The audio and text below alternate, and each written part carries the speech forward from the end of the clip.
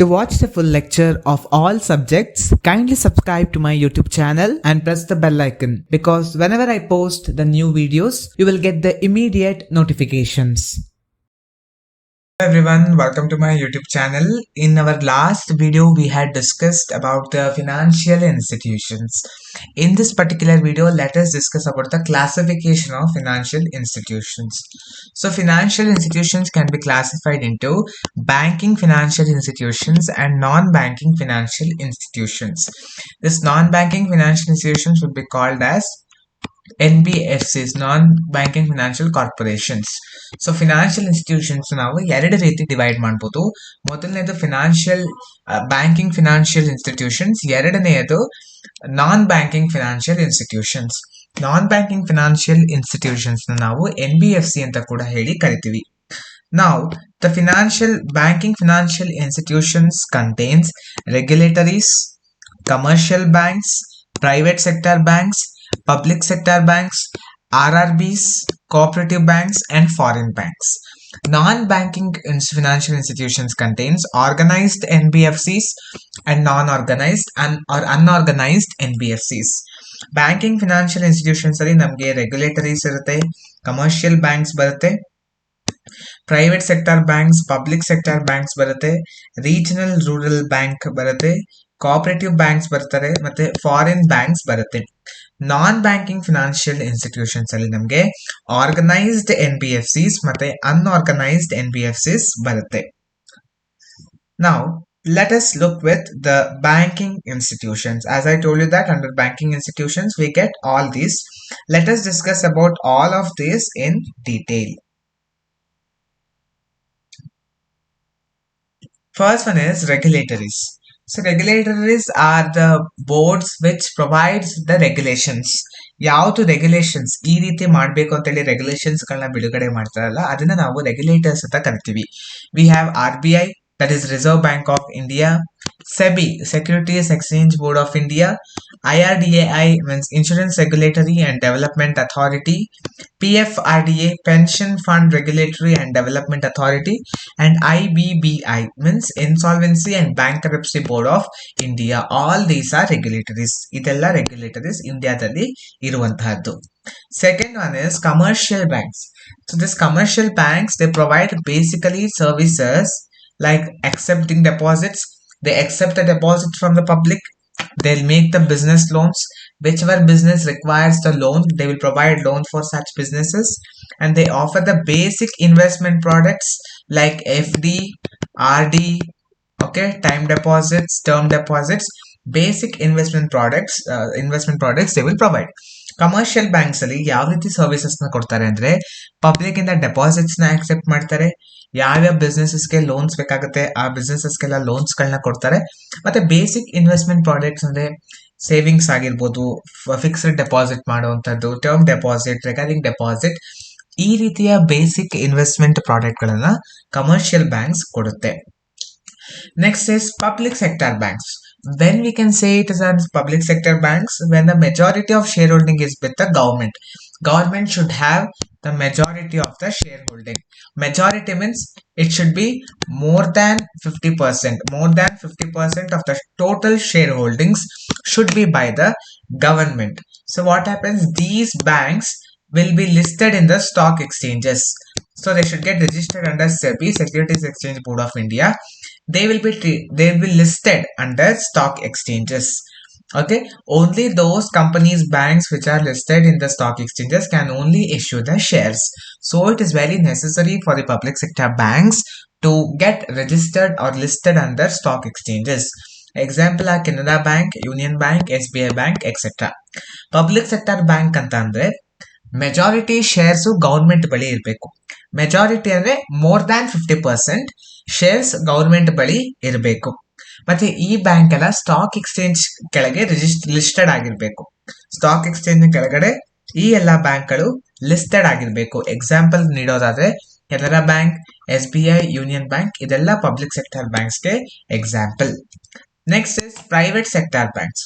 So private sector banks means Majority of the shareholders are held by public. People will have the majority of the shareholders, where the public shareholding should be more than 50%. Public will have more than 50% shareholdings, and we have examples such as ICICI, Axis Bank, Kotak Mahindra Bank, etc.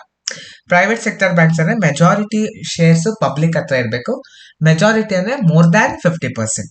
Examples ಯಾವ್ದು ಅಂದ್ರೆ ICICI Bank, Axis Bank, Kotak Mahindra Bank, ಇದೆಲ್ಲ private sector ಬ್ಯಾಂಕ್ಸ್ಗೆ example. Next RRBs, regional rural banks. So all these are government banks only, but they are operated at regional level, that is rural level. All these banks are operated at rural level. So it is, we can see this regional rural banks in different states of India. Okay, their main purpose is to serve the rural areas. They mainly focus on the rural areas, and they provide basic banking and financial services which the rural people require. So ಇದು regional rural banks ಅನ್ನೋದು government banks, but ಇದನ್ನ ಹಳ್ಳಿಗಳಲ್ಲಿ operate ಮಾಡ್ತಾರೆ. ಬೇರೆ ಬೇರೆ ಇಂಡಿಯಾದಲ್ಲಿ ಇರ್ತಕ್ಕಂತಹ ಬೇರೆ ಬೇರೆ ಹಳ್ಳಿಗಳಲ್ಲಿ ಈ ರೀತಿಯ ರೀಜನಲ್ ರೂರಲ್ ಬ್ಯಾಂಕ್ಸ್ ಗಳನ್ನ ನಾವು ನೋಡ್ಬೋದು. ಇದರ ಮುಖ್ಯ ಉದ್ದೇಶ ಏನಂದ್ರೆ ಆ ಹಳ್ಳಿನ ಡೆವಲಪ್ ಮಾಡೋದು, ಹಳ್ಳಿಗೆ ಸರ್ವಿಸ್ ಅನ್ನ ಕೊಡುವಂತಹದ್ದು. ಹಾಗಾಗಿ ದೊಡ್ಡ ದೊಡ್ಡ ಬ್ಯಾಂಕಿಂಗ್ ಸರ್ವಿಸಸ್ ಇದ್ರಲ್ಲಿ ಇರಲ್ಲ, ಬೇಸಿಕ್ ಬ್ಯಾಂಕಿಂಗ್ ಮತ್ತೆ ಫಿನಾನ್ಷಿಯಲ್ ಸರ್ವಿಸಸ್ ನ ಈ ಬ್ಯಾಂಕ್ಸ್ ಗಳು ಪ್ರೊವೈಡ್ ಮಾಡುತ್ತೆ. Next is foreign bank. What is the specialty of foreign bank is it should follow both the home country as well as host country's regulations. So foreign bank's branch will be in one country, but headquarters will be in some other country. So both the countries' rules and regulations the bank has to follow. Example, we have Bank of America. Foreign bank ಅಂದ್ರೆ host country ಮತ್ತೆ home country ಅಂತ ಎರಡು ಇರುತ್ತೆ. ಆ ಎರಡೂ ದೇಶದಲ್ಲಿ banks ನ operate ಮಾಡ್ತಾ ಇರ್ತಾರೆ. ಅಂತ ಸಮಯದಲ್ಲಿ ಎರಡೂ ದೇಶದ ರೂಲ್ಸ್ ಅಂಡ್ ರೆಗ್ಯುಲೇಷನ್ಸ್ ಗಳು ಈ ಬ್ಯಾಂಕ್ ಗಳು ಫಾಲೋ ಮಾಡಬೇಕಾಗುತ್ತೆ. Example is bank of America. Cooperative banks. Say cooperative banks, they mainly operate with three functions. First one is accept. They accept deposits. They lend money to the members of their cooperative banks, required members, whichever the members need of loans. For such members only the loans will be provided. Next is safeguard. The main aim is to safeguard the interest of its members because the banks are run by its members only. So ಈ cooperative banks ಮೂರು functions ಗಳನ್ನ ಮಾಡ್ತಾರೆ. ಒಂದು accept, second one is lending, third one safe guard.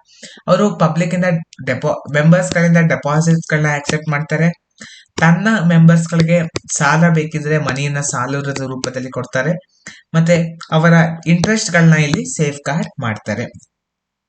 Next is non-banking financial institutions, which is also called as NBFCs. So these non-banking financial institutions, they do not have the banking license. Banking license iralla. Non-banking financial institutions ಅವ್ರ ಹತ್ರ banking licence ಇರೋದಿಲ್ಲ, and they are not allowed to take the deposits from the public. ಅವರು public ಇಂದ ದುಡ್ಡನ್ನ ಇಸ್ಕೊಳ್ಳುವಂತ ಅಧಿಕಾರ ಅವ್ರಿಗೆ ಇರೋದಿಲ್ಲ, ಯಾರಿಗೆ? NBFCsಗೆ. So these non-banking financial institutions are established by special legislations and they are registered under Companies Act of 2013. ಅವರು banking regulations act ಅಲ್ಲಿ register ಆಗಿರಲ್ಲ, ಯಾಕಂದ್ರೆ ಅವ್ರಿಗೆ ಬ್ಯಾಂಕಿಂಗ್ ಲೈಸೆನ್ಸ್ ಇರಲ್ಲ. ಅವರು ಕಂಪನೀಸ್ ಆಕ್ಟ್ ಅಲ್ಲಿ ರಿಜಿಸ್ಟರ್ ಆಗಿರ್ತಾರೆ. And they will not accept any deposit. They provide this finance the specified categories of people. So ಕೆಲವೊಂದು ವರ್ಗದ ಜನರಿಗೆ ಮಾತ್ರ ಅವರು ದುಡ್ಡನ್ನ ಕೊಡ್ಬೋದು, ಹೊರತಾಗಿ ದುಡ್ಡನ್ನ ಅವರು ತಗೊಳ್ಳೋದಕ್ಕೆ ಅವ್ರಿಗೆ ಪರ್ಮಿಷನ್ ಇರೋದಿಲ್ಲ. In non-banking financial institutions, we have two types: organized and unorganized. Organized NBFCs and unorganized NBFCs. Non-banking financial institutions ಅಲ್ಲಿ ಎರಡು ರೀತಿ ಇದೆ. ಒಂದು organized NBFCs, ಇನ್ನೊಂದು unorganized NBFCs. Organized NBFCs. So they are incorporated with the appropriate authority, means they are following the regulations given by the RBI, and whatever the rules RBI says it will follow. Organised ಅಂದ್ರೆ ಅವರು ಒಂದು appropriate ಅಥಾರಿಟಿನ incorporate ಆಗಿರ್ತಾರೆ. RBI ಯಾವುದೇ rules and regulations ಹೇಳುತ್ತಲ್ಲ ಅದನ್ನೆಲ್ಲ ಕೂಡ organised NBFCs ಅದನ್ನ follow ಮಾಡಬೇಕಾಗತ್ತೆ. ಈ unorganised NBFCs, they are not incorporated with government. Government has no link with them and they need not follow any rules and regulations, whereas they will develop their own rules and regulations. ಅವರು ಯಾವುದೇ ರೆಗ್ಯುಲೇಟರೀಸ್ rules and regulations follow ಮಾಡೋ ಅವಶ್ಯಕತೆ ಇರೋದಿಲ್ಲ. ಅವರು ತಮ್ಮದೇ ಆದಂತಹ ಸ್ವಂತ rules and regulations ಗಳನ್ನ ಫಾಲೋ ಮಾಡ್ತಾರೆ. This was all about the financial institutions. Hope you have understood about the financial institutions very well. If you have understood, please put in the comment box that you have understood. At the same time, if you have any doubts regarding this, please put all your doubts in the comment box so that I can respond to your doubts as soon as possible. Thank you for watching the video. I'll come back with the next video. If you have any queries regarding today's session, kindly send your queries to education.mbroadcast@gmail.com.